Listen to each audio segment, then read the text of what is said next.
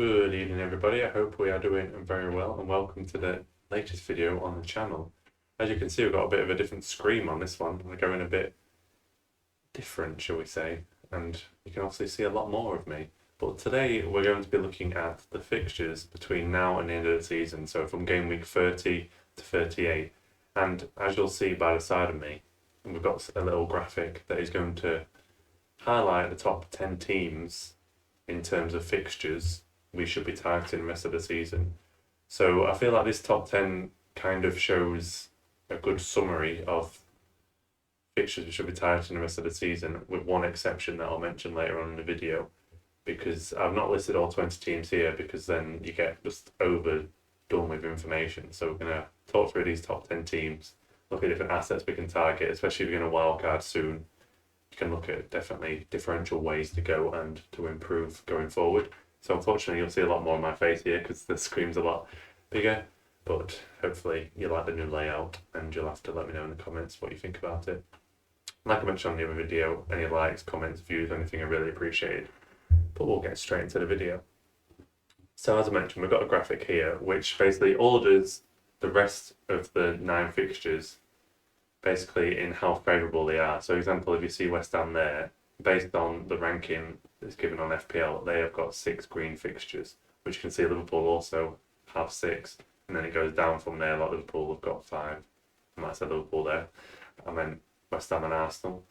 But then it goes down, basically, if you've got more hard fixtures, you'll be at the bottom. So you can see like Leeds at the bottom of this demonstration, 4 out of 9 of their fixtures are red, but then they've also got 5 greens in there, so it still puts them quite high in the rankings, but they've still got some difficult fixtures in there. So if you've not listened to the video we've just done and will be uploaded before this video for game week 30, you'll have heard about West Ham assets and Leeds assets being a good place to invest your money in, and because they're quite cheap assets.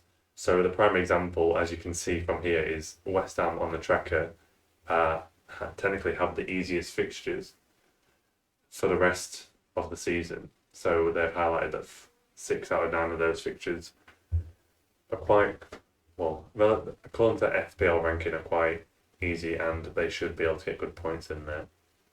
So even when I look at theirs, they've got the 6 green, which Wolves, I'd say, is quite a difficult fixture. It can be difficult, but then Newcastle should get points, Burnley should get points, Brighton and West Brom definitely. And I'd even argue they could get potential points in the Everton game, and even Leicester, they'll give them a good game, and then you've got Chelsea there as well, which is probably by far the most difficult fixture they've got there. So, as I mentioned, West Ham, even having triple West Ham for the rest of the season, is a very viable option. In my personal team, I've got triple of those. I've got Cresswell, Souček, and Antonio. I'd probably argue Lingard's a better option than Souček, but Souček, Lingard, Antonio, Cresswell, and Dawson would be my top picks from West Ham going forward. If I was choosing my 3, it would be Cresswell, Lingard, and Antonio. But even if you're not on a wild card and you're not trying to get these in immediately, even if you wanted to get them in like 2 weeks' time, they've got a good set of fixtures, and as I mentioned on the previous video, you can always rotate them. Like if you've got them in now, you can easily just rotate them out for that Chelsea game, make sure you've got cover. If you've got, for example, a Liverpool asset later on, you can rotate them out. It's not the worst strategy to go for. So then if we move down to Arsenal, which, not surprisingly, but they've got a good run. So I'd argue after this next round of fixtures, putting money into an Arsenal asset might not be the worst thing to do. So I think of obvious examples would be a Saka or even a Tierney. If you're feeling very ambitious, you could go for an Aubameyang, but I'm not particularly going to be putting a lot of funds into Aubameyang. So definitely Saka, Tierney are decent options going forward, because after a Liverpool fixture, you can put them in, set and forget them for the rest of the season. You only have the risk with Arsenal about the rotation. That's why I like West Ham and Leeds going forward, because you basically 9 out of 10 of their team will play every game. unless there's a significant injury, that they would play every single game. So that's why I like them so much, because they've got no European commitments. So you just need to be wary on Arsenal with it if they start prioritising the Europa League. Just keep an eye out for that. And similar could be said for Liverpool. I've kind of seen this Liverpool fixture run, and it's kind of tempted me back into the Liverpool options, probably after the Arsenal game, maybe after the Villa game. I might even prefer Jota to Salah at this point, because there's just much better value for money. I'm even considering getting a Liverpool defender back in, because I feel they can get out Villa, can get out Leeds. I'd argue, in terms of attacking potential, that Leeds fixture, they're not great defensively. Attacking assets for attacking assets for Liverpool could do very well in that fixture. So from 32 onwards, I'd argue that Liverpool have got the best fixture run. Like, take out Man United and every fixture is green in my opinion. So getting back into Liverpool assets at that time could be the right time to push up your rank. Especially even if you jump on them on Villa and they do good in the Villa game, even if you're feeling ambitious and going for the Arsenal game. But especially after an international break, I like the teams to have one fixture back before I start making some big transfers. But I'm definitely interested either in game week 31 or 32 and potentially getting some Liverpool assets back. Seems a very viable option going forward. But like I said, as with Arsenal, watch out for the European commitments. If they get knocked out of the next round of the Champions League, then you'd expect them to play, like for those last four fixtures, you'd expect the best team to probably play for Liverpool, because they'll have to push for the Champions League, even though they're a bit far off. If you look at those fixtures, they technically still have a chance. I'm going to, for the point of this exercise, I think I'm going to ignore Sheffield United completely, because I don't see value in their assets at all. I'd even say similar for Burnley. Burnley are quite high up, but then I'd say some of their fixtures are quite difficult, and for the next few fixtures, if you've got a Burnley defender, keep them. But once you hit like that West Ham fixture, I wouldn't want a Burnley one. If you wanted to take a punt on the last day of the season against Sheffield United, fair play, put a Barnes or someone up front, go for it. But Burnley, I'm not going to be particularly invested in Burnley assets at all. I mentioned in the other video as well about the value of Chelsea assets. If you see their next 3 to 5 fixtures, they've got West Brom, Crystal Palace, Brighton, then slightly more difficult game with West Ham, but I still think they could keep a clean sheet in that game, and then Fulham. Those 5 fixtures are really good, especially defensively. As I mentioned in the other video as well, I don't particularly value their attacking assets at the minute, because I can't bank on one of them doing particularly well. I've mentioned Havertz and Mount probably. And Mount is your safe bet. Havertz probably over Werner at this point in time, because the manager seems to have more faith in Havertz. But I'm not fully convinced by their attacking options. So I'll definitely go in for the next 5 fixtures, double, even triple Chelsea defence, especially if you're wildcarding. There's no reason why you shouldn't do that, because you could easily just go for a double Chelsea defence, and then you get to that Man City game, and if you just want to get rid of one and just leave the other one, then you're in a pretty comfortable position.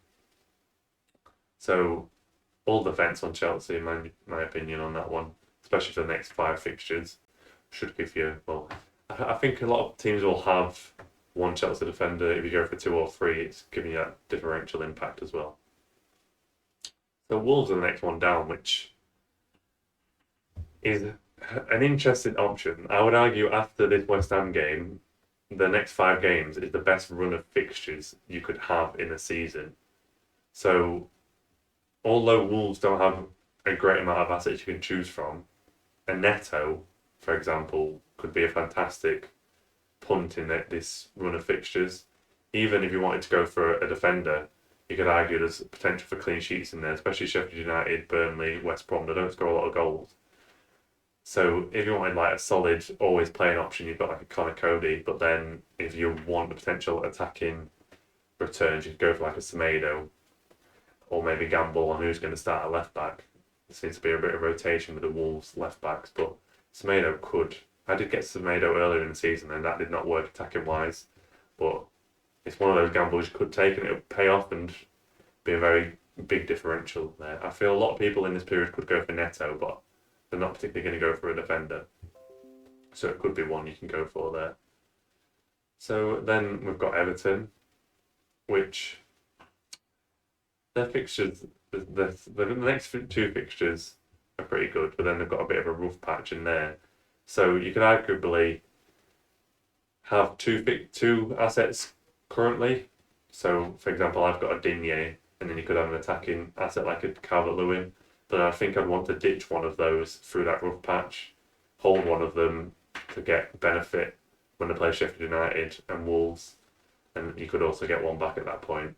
But Everton, I think on average you don't want to be going over one asset there. It's they're ranked 8th on the rankings, but I think some of those fixtures are pretty difficult. Even that Wolves one that's in green, I'd argue, isn't green. The next two fixtures are good, but then that's probably getting rid. But also the point you need to watch out with Everton is that they also got a double game week that hasn't. Well, they will have a double game week because they've got a fixture with Villa that needs to be rearranged. Like it says they've got to play Villa on there, but they've also got the reverse fixture to play, which would be quite funny if it turned up in 34 because they'll play the same team twice. So you need to bear that in mind. One of the weeks you might want 2 or 3 assets in there, but that has not been finalised yet what game week that'll fall into, so it's a point to watch out for. And then we move down to Man United. So if you take out, well, Spurs, Liverpool, and then I'd probably say Leicester, I quite like most of their fixtures. So if you don't have Bruno by this point, I don't know what game you're playing because I'm pretty sure a lot of teams have got Bruno, and he's always just, especially in their attack, I think their attack is just there's too much rotation and struggles with fitness most of the team, except for Bruno, who just literally plays every game when possible. Even they'll play him in Europe and in stupid games when they don't need to because they're so reliant on him. But then, like, if I was going in like double Man United, I would always be going Shaw and Bruno. I don't particularly see the value in going 3 assets. But if you've got those 2 assets in there, you think you just carry them for the season. Like I mentioned, if you get to that Liverpool fixture, obviously you don't think Shaw's going to keep a clean sheet.